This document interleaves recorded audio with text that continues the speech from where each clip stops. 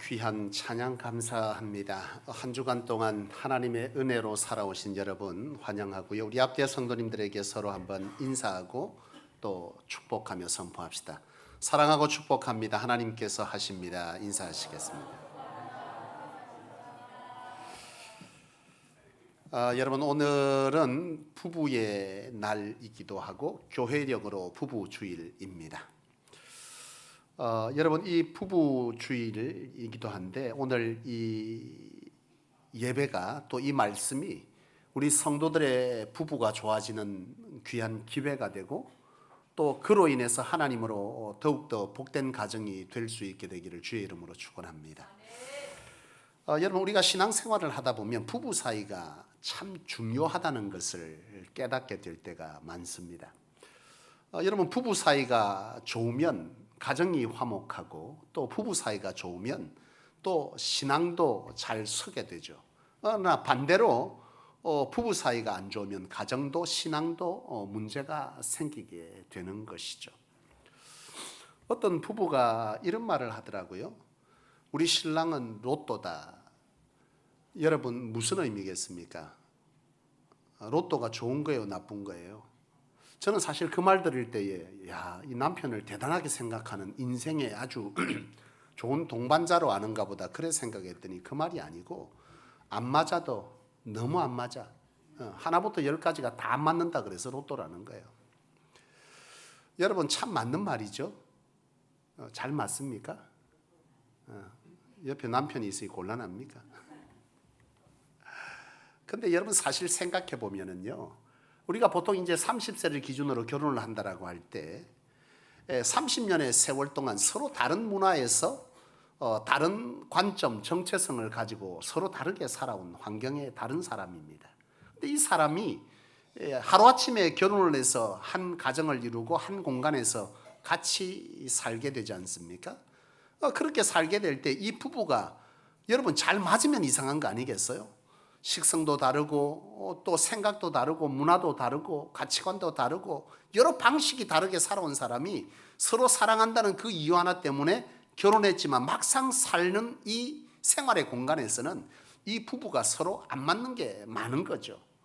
여러분, 부부가 싸움하는 문제를 가만히 보면요, 굉장히 사소한 걸로 싸우게 됩니다. 보통들 보면 제일 처음에 결혼해서 가장 많이 부딪히고 다투고 하는 게 뭐냐면 치약이라 그래요. 여러분, 가정마다 다 틀립니다. 제가 일부 예배 때도 말씀을 드렸는데요, 김수현 장로님, 조상훈 집사님 앞에 이렇게 앉아 계시더라고요. 물었어요. 딱 보니까 스타일이 알잖아요. 조상훈 집사님은 치약을 밑에서부터 짠다, 김수현 장로님은 가운데서부터 짠다, 이거죠. 우리 가정은 어떠냐? 똑같습니다. 여러분, 이 사소한 아무것도 아닌 것 같은 이것이 여러분 어떻게 해요? 이게 맞는 게 있는 겁니까? 서로? 하나도 맞는 게 없죠. 한 사람은 밑에서 짜고 한 사람은 가운데서부터 짜고 아무 문제 없습니다. 근데 밑에서부터 짜는 사람은 어떤 생각을 하는 거예요? 착착 짜 올라가면 모양새도 좋고 잘 나온다 이거죠. 근데 가운데서부터 짜는 사람은 어떤 생각을 하는 거예요? 어차피 가운데서부터 짜다 다 되면 둘둘 말아서 올리면 똑같은 것을 한 번에 올리면 되지 그걸 시시콜콜 밑에서부터 뭐하러 짜냐는 거죠. 맞는 말입니다. 틀린 건 없어요. 그런데 서로가 익숙한 생활에 살아왔던 사람들이 자기하고 맞지 않는다는 이 이유 때문에 다투게 되는 거잖아요. 이것이 부부 싸움인 거죠. 여러분, 식성도 마찬가지입니다. 채식을 좋아하는 사람이 있고 육식을 좋아하는 사람이 있습니다. 각기 식성도 다르고 자녀를 키울 때도 가치가 다르고 교육 방법이 다른 거죠. 그것 때문에도 부부라고 하는 것은 다투게 됩니다. 여러분, 안 맞는 게 너무나 당연한 것 아니겠어요? 옛날에 제 은사님 중에 한 분이 이 결혼에 관해서 이런 얘기를 제게 하신 적이 있습니다. 이 부부라고 하는 것은 서로 결혼하고 살아갈 때 톱니바퀴 두 개와 같다, 서로 다른 톱니바퀴와 같다, 그런 얘기를 저한테 해주신 적이 있는데요. 톱니바퀴 크기가 서로 다르니까 여러분, 톱니바퀴의 이빨이 사이즈가 다르잖아요. 이 두 개가 물려서 돌아가는 것과 같은 게 결혼 부부의 생활이라는 거죠. 그러니까 서로 맞습니까? 안 맞습니까? 안 맞으니 돌아갈 때 드그덕 소리도 많이 나고 헛돌기도 하고 안 돌기도 하고 이런 문제가 생긴다는 거. 이게 부부다. 그런데 이렇게 안 맞지만은 서로 맞추면서 하다가 돌다 보면 이 뾰족뾰족한 이 톱니바퀴가 나중에 꺾이고 부러지고 닳아서 동글동글하게 되는데, 그때 되면 이 잡음도 없어지고 소리 없이 잘 돌아간다. 이게 부부다. 이게 결혼 생활이니 처음에 덜그덕거리는 것은 당연하다는 거죠. 어찌됐건 이렇게 부부라고 하는 것은 이처럼 서로 소음도 내고 이렇게 살아가는 건데, 중요한 것은 뭐냐면 이처럼 소음이 나는 것이 당연하지만 이 소음이 나는 것을 최소화시킬 때 그 가정은 잡음이 없어지고 화목하게 된다는 것이고, 이런 화목한 가정 속에서 자라는 자녀들도 등달아서 화목할 수 있는 가정 속에 살아가게 된다는 거죠. 여러분 그렇지 않습니까? 부부 싸움이 잦은 가정은요, 아이들도 그 부모의 눈치를 보고 아무래도 문제가 생기는 거잖아요. 그러니까 이 부부의 관계라고 하는 것은 바로 자녀의 함께하는 가족 공동체의 화목에 영향을 미친다라고 하는 것이죠. 나는 우리 성속의 모든 성도님들이 하나님 안에서 화목한 가정을 이룰 수 있게 되기를 축원합니다. 그런데 여러분, 이 화목한 가정이라고 하는 이것에 관해서 우리가 더 중요한 것이 있는데, 그것은요, 이 화목한 부부의 관계가 신앙에도 깊이 연관되어 있다는 거예요. 보통 이제 이렇게 예배하러 나오는 성도들을 이렇게 보잖아요. 가만히 이렇게 쳐다보면 오늘은 부부싸움 한 분이 없죠. 보통 부부싸움을 하고 예배에 이렇게 나오잖아요. 그러면 이마에 써있죠. 부부싸움 했다고. 뭐 인상도 안 좋고 찬송도 제대로 안 부르고 기도할 때 뭐 그냥 가만히 있고 뭐 이래요. 근데 이게 비단 예배뿐만이 아니라 사역하는 현장에서도 성도들의 관계에서도 영향을 미치더라는 거예요. 그러니까 부부가 다투잖아요. 다투고 이렇게 오면 시간이 되어서 내가 하나님과의 헌신의 자리는 온단 말이에요. 예배를 하든 또는 뭐 전도를 하러 가든 다른 어떤 봉사를 하든 헌신을 하든 이런 자리에 오게 되는데, 이렇게 올 때 이미 내가 마음에 부부와의 관계가 틀어졌어. 그렇게 해서 들어올 때 보면 그 표정부터가 심란하잖아요. 근데 자기는 잘 몰라요. 그리고 그 문제 때문에 내 생각이 그 사고의 틀 안에 갇히게 됩니다. 그러니까 남편하고 싸웠어. 예를 들어 아내하고 싸웠어. 그럼 그 싸운 생각이 그대로 내 속에 있고 지금 현장에 와 있지만, 이 문을 차고 들어올 때부터 나는 거기에 많은 생각들을 갖고 있는 거죠. 그렇게 될 때 예를 들어 김수현 장로님이 이렇게 오는 거예요. 내가 예를 들어 사모하고 싸웠어요. 그러면 싸우고 나서 여기에 교회에 들어올 때 그 생각이 아예 싹 없어집니까? 사람이라는 게. 싸우고 나서 1분도 안 돼갖고 나는 아무것도 없어. 나는 처음으로 돌아가. 이거 진짜 이상한 사람이죠. 보통 감정에서는 그대로 이어가게 돼 있단 말이에요. 근데 그 감정에서는 이어서 들어왔어요. 왔는데 김순장님 만나서 이렇게. 근데 저분은 저기서부터 올 때 환하게 웃고 들어왔어.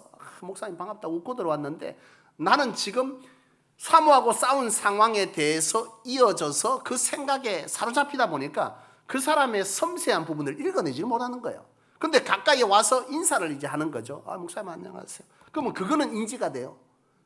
근데 지금 저분이 저 멀리서부터 이미 웃고 왔다는 것을 모르는 상황에서 인사를 하니 그저 어떻게 되겠어요? 반응을 할 때 아이고 네 안녕하세요 장로님 이 정도 하고 간단 말이에요. 근데 그 상황을 맞닥뜨리는 우리 장로님이 그러했다면, 나는 저기서부터 웃고 왔어. 그러면 상대방도 인사를 할 때 어떻게 해야 돼? 정상이에요. 웃고 왔으면 같이 웃어줘야 그게 정상이지. 근데 나는 지금 어디에 사로잡혀 있는 거예요? 부부의 관계의 문제에 사로잡혀서 거기에 몰두하다 보니까 그의 감정을 읽어내지를 못해서 그냥 그렇게 대응하고 지나간 거예요.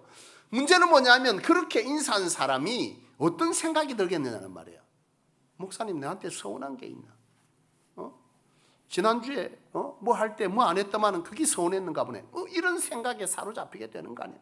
그러면 그 사역의 현장에 같이 사역할 때 내내 이 생각이 거기에 사로잡히게 되고, 그것은 결국 사역 공동체에 영향을 미치게 되는 것이죠. 부부가 싸우고 오다 보면 예배 시간도 예배 실패하고, 여러분 이게 부부 관계가 안 좋으면 기도가 제대로 됩니까? 기도도 제대로 기도 안 돼. 말씀도 안 들어와. 헌신의 자리에도 그래. 여러분 모든 신앙적인 것에 문제가 생긴다는 거예요. 근데 여러분 신앙에 문제가 생기면 어디에 문제가 생기는 게 정상이죠? 삶의 문제가 생기는 게 정상입니다. 그렇잖아요. 우리가 하나님으로 살아가도록 부름받은 자, 예수 그리스도가 우리의 삶의 구세주 되셔서 우리의 삶에 역사하신 그 삶의 현장을 가지고 세상 속에서 사람들을 두렵게 하고 사람들에게 하나님의 하나님 되심을 증명할 터인데, 그 일들이 하나님과의 관계가 단절되면 하나님으로 살아낼 우리 안의 형통의 삶의 문제가 생길 수밖에 없는 거죠. 결국 이 부부의 문제는 신앙의 문제를 일으키고, 신앙의 문제는 곧 내 삶과 내 가정의 삶에도 문제를 일으킨다라는 점에서 이 부부의 문제는 굉장히 중요한 문제라고 하는 것이죠. 물론 이렇게 하면 요즘은 우리 교회 안에도 혼자 계신 분들도 있고 이미 남편을 먼저 보낸 분도 있으니까 오늘 이 말씀은 나하고 상관이 없는가 보다 이렇게 생각할 수도 있겠으나, 여러분들의 자녀에게 그렇게 잘 가르치시면 되겠습니다. 여러분, 이처럼 여러분, 신앙이 부부의 문제는 가정의 문제, 가족의 화목을 넘어서서 내 신앙의 문제에도 영향을 미치고 그 신앙은 곧 삶에도 문제를 일으킨다라는 것을 우리는 염두하고 우리의 부부의 문제를 다루어야 된다는 거죠. 그래서 오늘 본문에 보면, 오늘 본문의 결론적인 7절에 이런 말씀을 합니다. 하반절에 너희 기도가 막히지 않게 하려 함이라. 무엇 때문에? 부부의 좋은 관계로 인하여서 너희가 신앙이 잘 서야 되는데 너희 부부의 문제가 생기면 기도의 문도 만다는 거예요. 막히지 아니하냐, 그러니 부부의 좋은 관계를 가져야 하지 않겠느냐, 이렇게 지금 이 베드로 사도는 말씀을 우리에게 주고 있는 것입니다. 바라기는 우리 성속의 모든 성도님들의 가정에 부부의 이런 화평이 있게 되기를 축원합니다. 그런데 여러분, 부부가 화목해야 된다라고 하는 것을 우리가 알았는데, 이 부부가 화목하기 위해서 어떻게 해야 되느냐라고 한다면 여러분 각각의 생각이 다 있을 것입니다. 적어도 부부가 화목하려면, 우리 가정이 화목하려면, 내 인생이 평안하려고 하면 적어도 남편은 이런 상을 가져야 돼, 이런 관계에 있어야 돼, 아내는 이래야 돼 라고 하는 기준들이 다 있을 거란 말이에요. 근데 여러분, 오늘 여러분들이 반드시 기억해야 할 것은 여러분들이 가지고 있는 이 부부에 관한 기준을 세상의 기준이 아닌 하나님의 기준에 맞추어야 한다는 거죠. 그것이 그리스도인이죠. 세상 사람들이 야, 남편의 관계에서 네가 이렇게 해야 돼, 저렇게 해야 돼, 남편은 그렇게 사는 게 맞는 거야, 이런 기준들을 들어가면서 여러분 안에 기준을 잡아서 행복한 화목이라고 하는 이 그림을 그려가겠지만, 그리고 그 기준 안에 들어오지 못하면 나는 화목하지 않아, 화목할 수 없어, 우리 가정은 그렇게 안 돼 라고 설정할 수 있지만, 믿는 자는 그 기준을 세상이 말하는 기준이 아닌 하나님의 말씀이 어떻게 부부의 관계를 규정짓고 있는지에 관해서 그것을 기준 삼아 살아가야 한다는 거예요. 그것이 진정한 그리스도인이고, 그런 기준을 삼고 살아갈 때 우리가 아무리 인간적으로 애써도 안 되는 게 관계잖아요. 하나님께서 명하신 이 관계대로 살아갈 때 하나님께서 그 화목과 그 가정과 가문과 부부에 하나님께서 복을 주실 줄로 믿습니다. 이것이 믿어지는 자가 말씀대로 사는 것이고, 그런 자에게 말씀은 귀한 우리 삶의 기준이 되는 것이죠. 나는 성속의 모든 성도님들이 오늘 하나님께서 부부의 관계에 관련한 남편과 아내를 어떻게 규정짓고 있고 어떤 관점으로 바라보고 살아가라 하는지에 대해서 관심을 가지고 거기에 순종하며 사는 우리 모든 성도님들의 가정 부부 되시기를 축원합니다. 한 젊은 부부가 그래요. 저한테 와서 목사님, 나는 우리 남편하고 결혼을 할 때 딱 이거 하나 봤습니다 그러더라고요. 그래서 뭐요? 하고 물었더니 우리 남편이 나를 완전히 한다는 거예요. 최고로 맞는 거잖아요. 문제는 뭐냐면 삶의 주도권을, 내가 원하는 것 무엇이든 내 뜻대로 다 해주고 내가 시키는 대로 다 한다고 해서 결혼했다는 거예요. 성공했죠? 참 결혼이 무엇인지 그렇게까지 하면서 해야 되는 건지 싶어. 근데 어쨌든 그런 거죠. 근데 지금 이 사람은 왜 이런 규정을 갖고 있죠? 살아온 세월에 사람들이 들은 게 있는 거예요. 여러분 안에도 그런 것들이 많이 있습니다. 가정이 평안하려면 누구 말을 잘 들어야 돼요? 네, 권사님. 아내 말을 잘 들어야 된다. 이런 얘기 많이 듣고 살잖아요. 아내 말을 잘 듣고 살아야 돼요. 세상 사람들이 말하는 부부 관계에서 화목을 이루기 위한 비법, 그를 바라보는 관점, 이런 게 있다는 거예요. 그런데 여러분, 우리는 세상이 어떻게 말하든지 간에 하나님이 규정지은 이 말씀을 따라서 남편과 아내를 바라봐야 할 줄로 믿습니다. 그러면 성경은, 하나님은 오늘 이 본문을 통해서, 베드로 사도를 통해서 아내는 남편에게 어떤 존재여야 하고 남편은 아내에게 어떤 존재여야 하는지에 대해서 우리는 함께 말씀을 통해서 받기를 원합니다. 오늘 본문을 보면 하나님께서 아내들에게 베드로 사도를 통해서 주신 말씀이 있는데, 그것이 1절 말씀을 보니까 하나님은 베드로 사도를 통해서 아내들아 자기 남편에게 순종하라, 그렇게 말씀을 하고 있습니다. 은혜가 되십니까? 남자 성도들도 아멘 안 하면 그래 못 살고 있는 겁니까? 아니면 아내들은 싫은 겁니까? 여러분, 하나님의 말씀으로 받으시기를 원합니다. 아내들아 남편에게 순종하라, 이렇게 말씀합니다. 순종은 뭐 하는 거요? 그의 뜻을 따라 섬기는 거죠.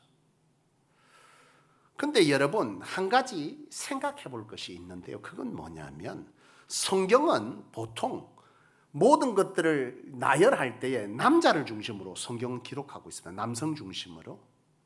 그러니까 이 집안의 가장도 성경은 남자고, 인간을 창조할 때도 아담을 짓고 하와를 지었고, 모든 성경의 사람 수를 셀 때도 남자를 중심으로 수를 셌어요. 철저하게 남성 중심으로 되어 있는데요. 가정의 중심이 남편이어야 한다라고 하는 것을 가지고 있는데, 희한한 것이 뭐냐면 오늘 이 본문 말씀도 그렇고 에베소서의 말씀도 남편과 아내 부부에 관한 말씀을 주고 있는데, 그 말씀의 시작을 아내로부터 시작했다는 거예요. 희한하게. 원래는 남편들아 들으라 하고 그 뒤에 아내들아 들으라, 이렇게 해야 되는데, 에베소서의 말씀도 오늘 본문인 이 베드로전서의 말씀도 아내들아 들으라 하고 먼저 시작하고 있습니다. 왜 성경은 늘 남자를 중심으로 어떤 말을 주고 여성에게 주었는데, 해필이면 이 가정에 관한, 부부에 관한 왜 아내를 먼저 필두로 세워서 아내들아 이렇게 하라 그렇게 얘기한다는 거죠. 왜 도대체 그렇게 했을까? 그게는요, 이유가 있습니다. 여러분, 성경을 보면 하나님께서 아담을 처음 창조하실 때에, 아담을 창조하고 나서 하나님이 가만히 쳐다보니까 이 아담이 보기에 어째 보였냐 하면, 보기에 좋았는데 독처하는 것이 안 좋아 보였다. 이게 뭐냐 하면, 아담을 지어놨는데 가만히 쳐다보니까 뭔가 좀 서운한 구석이 있은 거죠. 섭섭한 구석이 있는 거죠. 뭔가 부족한 구석이 있어. 혼자 있는 것이 별로 안 좋아. 하나님 보기에 그런 거예요. 그래서 이 아담을 볼 때 하나님이 보기에 좋았지만 엉성한 데가 있었던 것 같아요. 그러니까 이 엉성함을 채우기 위해서 한 사람을 지은 것이 하와입니다. 그래서 하나님은 아담을 짓고 하와를 지을 때 하와를 짓는 목적을 이렇게 설명합니다. 2장 18절에 그가 독차하는 것이 좋지 아니한데 그를 돕는 배필로서 하와를 지었다, 이렇게 말씀합니다.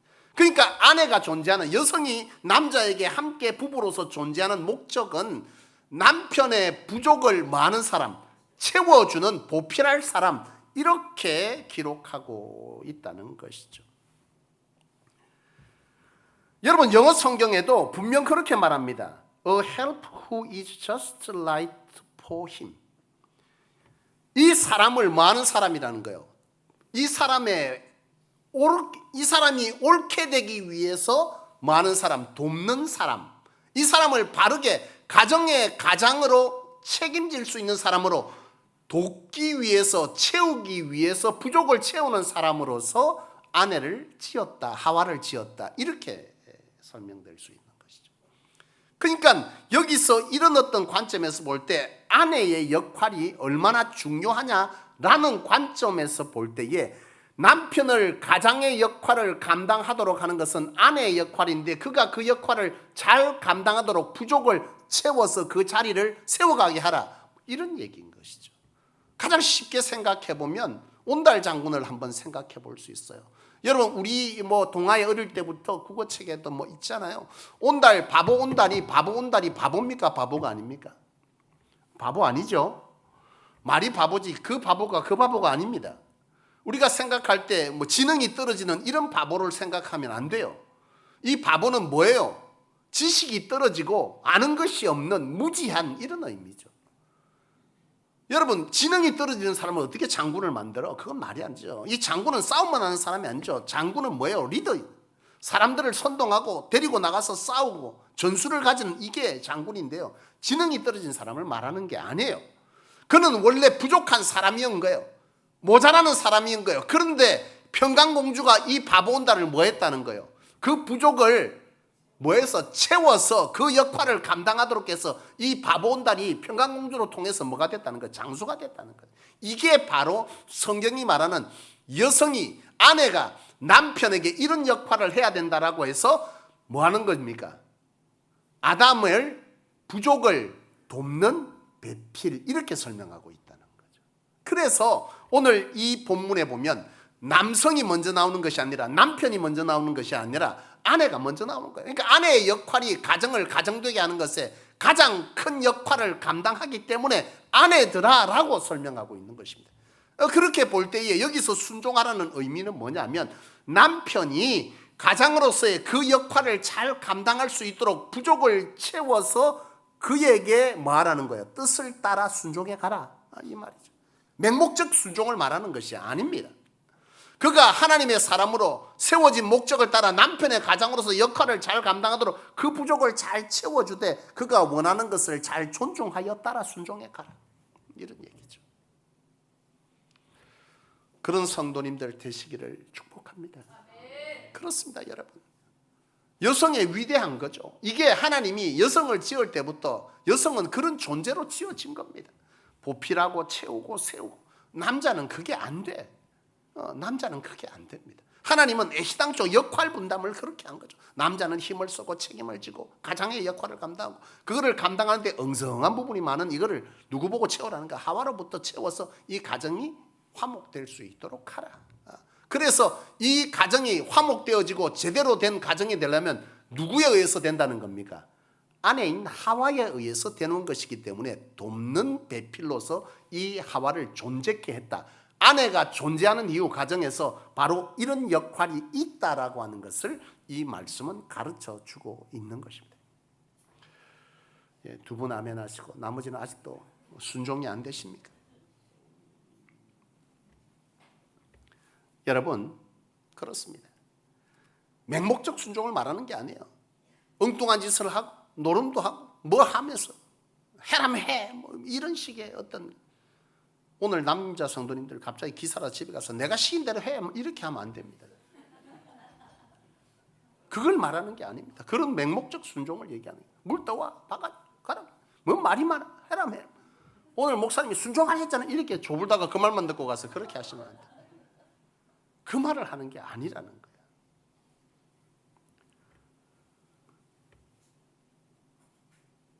여러분 그렇다면 남편은 아내에게 어떤 존재여야 하냐라고 하는 것에 대해서 오늘 7절은 이렇게 말씀합니다. 남편들아 마지막에 얘기하죠. 아내들아 이리 하라 쭉 있습니다. 가정을 지키기 위해서 남편을 세우기 위해서 너희의 그 행실을 통해서 안 믿는 남편도 돌아오게 하라 막 이렇게 1절에 쭉쭉쭉 내려옵니다. 그리고 나서 맨 마지막 결론을 남편들아 이렇게 나온다는 거예요. 이렇게 수고한 아내들을 볼 때 남편들은 너희 아내를 어떻게 봐야 되냐 하면 바로 깨지는 그릇처럼 그렇게 귀하게 봐라. 그리고 하시는 그 뒤에 말씀이 뭐라고 말하는 거예요? 너희 생명을 이을 자가 아니더냐.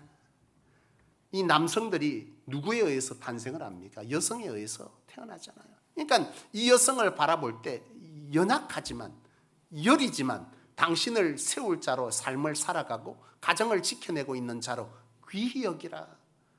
그것들을 볼 때 그리 볼 줄 알아야 한다. 그렇게 말씀을 하는데 그 귀히라는 말을 에베소서에는 이렇게 설명을 또 합니다. 에베소서 5장 25절과 28절에 보면 남편들아 아내 사랑하기를 그리스도께서 교회를 사랑하시고 그 교회를 위하여 자신을 주심같이 사랑하라. 무슨 말입니까? 아내를 귀히 여긴다는 말을 이렇게 하는 거죠. 예수께서 교회를 사랑하신 게 자기 목숨을 던져서라도 그걸 지켜내고 싶어 했던 것처럼 남편들은 아내의 그 수고를 그리 볼 줄 알아야 한다. 그렇게 여겨야 한다. 이렇게 얘기를 하고 있는 것이고요. 또 28절은 이렇게 말하죠. 이와 같이 남편들도 자기 아내 사랑하기를 자기 자신과 같이 할지니라. 여러분, 언뜻 들으면 아내들아 순종하라 하니까 이 남편과 아내의 관계를 수직적 관계로 이해할 수 있습니다. 상하의 관계로. 그런데 여기에 보면 귀히 여길지라를 설명할 때 아내 사랑하기를 자기와 같이라고 하면 이것은 수평적 관계로 이해됩니까? 다시 말하면 남편과 아내의 관계를 상하 수평적 관계, 상하의 관계가 아닌 역할의 관계로 이해해야 된다는 거죠. 성경은 그렇게 말씀하고 있습니다. 남편이 위다, 아내가 아래다 이 말이 아니라 역할이 다른 거예요. 남편을 세우기 위해서 순종해 갈지니라. 남편들아 그 역할하는 아내들을 귀히 여길지니라. 귀히 여기는 것은 예수께서 교회를 사랑하는 것처럼 그 목숨을 버려 지켜내려고 했던 것처럼 너희가 아내의 그 수고로움을 헤아려줘야 할지니라. 자, 이렇게 끝난 것이 아니라 그런데 너희가 아내의 그 역할을 하는 것을 보고 나를 통해 순종해 가니까 내 부족을 채우기 위해 순종하니까 그 사람을 아래 사람으로 상하의 관계로 이해해서는 안 된다. 그 관계를 뭘로 이해하라는 거죠? 네 자신같이 자기 자신이 아래 위가 어디 있어요? 나와 똑같은 동격으로 그 관계를 역할로 이해할지니라 그렇게 말씀하고 있는 것입니다. 사랑하는 여러분,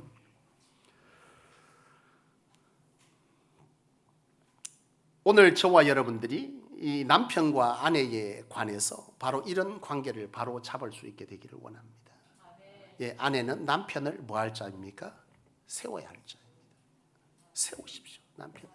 남편의 역할을 잘 하도록 사회 속에서든 가정 속에서든 교회 속에서든 신앙 속에서든 아버지의 역할을 내주십시오. 요즘 집안에 가면 아버지가 서열이 있습니다.